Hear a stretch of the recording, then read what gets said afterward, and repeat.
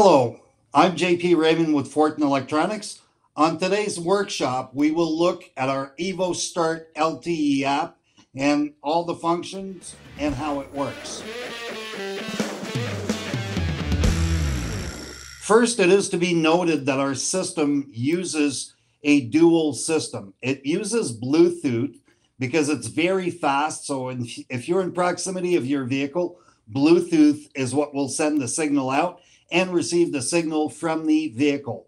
For longer range, of course, we are using LTE-1, where most of our competitors and most manufacturers that supply factory remote starters are using LTE-M. Key difference between the two is LTE-1 is twice as fast, can carry twice the amount of information or number of bits, and it's full duplex, where the LTE-M is only half duplex. So for those of you that are not familiar with duplex, duplex is like a walkie-talkie. I got to have my finger on the button to talk. While I've got my finger on the button, the other person can't talk. So that's half duplex. Full duplex is like a regular phone where you just can talk over each other if you want. So your vehicle can do that with your phone. This is a remote control with no boundaries. We just looked at what it uses. So basically it uses the cell network with LTE-1, meaning that everywhere there will be cell service, you can actually communicate with your vehicle.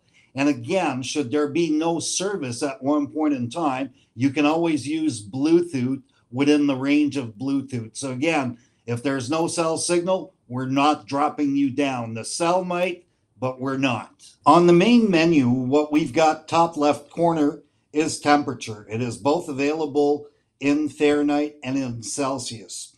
In order to get the temperature accurately, what we've got is an 18-inch thermistor. A thermistor is basically an electronic thermometer that you can move away from the vents or the air duct to get a more precise temperature. Next to it, center of the phone, we've got battery voltage. Battery voltage will let you know how much battery you've got. Then we see GPS, if we've got contact, how strong the network is, and if we've got Bluetooth connection. At the center is the vehicle.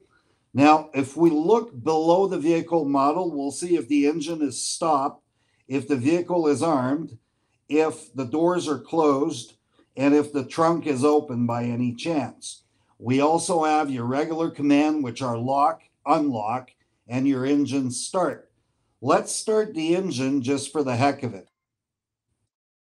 What you're seeing now is that for every action that we want to take place with the vehicle, basically we need to confirm.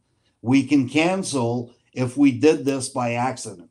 Now notice that I can play with the runtime at every start. So it basically varies from 8 to 30 minutes. So on a colder day, I may just want 8 minutes. And on a very cold day, I may want 15 or even 30 minutes. I have the liberty to ask every time I start the vehicle.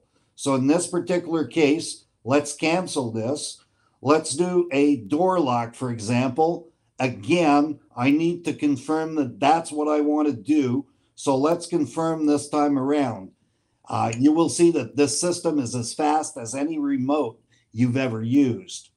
So having said that, what else can this do? All right, we also have our GPS locator tracker. As you can see, we can track, we can geofence. We can also go into history. Let's have a look at this. So basically what we've got on history, if we are to broaden this, what you're going to find is my travel this morning as I left the Eastern Township to come to work. So again, what you're seeing is a little car that will actually show my driving. Will also show speed I was traveling at, GPS coordinate, time of day, and all this kind of good stuff. So if you look carefully at the bottom, you will see that I left at 5 a.m. this morning to come to work. So I was here at the an early time, so to speak.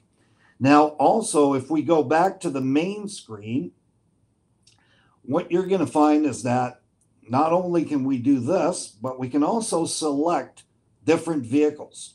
So in this particular case, I've got a second vehicle. And again, on the second vehicle, I'm getting a temperature reading. I'm getting the voltage, and I can replicate everything that I did with the first vehicle. So lock, unlock, start, and also get history of that second vehicle. So I can see where it's parked.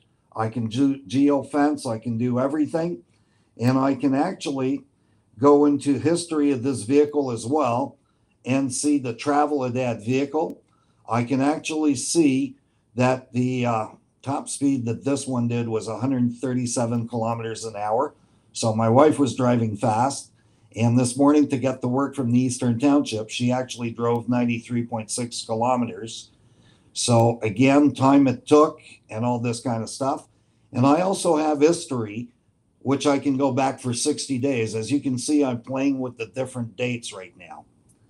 So this is what we mean by having full GPS tracking and history of your vehicle. You can also get alarm notification on your phone. So in other words, if you've installed an alarm and the alarm gets triggered, even though your app may not be open, you would get notification on your phone. Number two, you can also get low voltage notification on your phone. So should you reach a threshold, let's say you've set everything at 12, you would get an alarm. And again, your app doesn't need to be open for this to happen.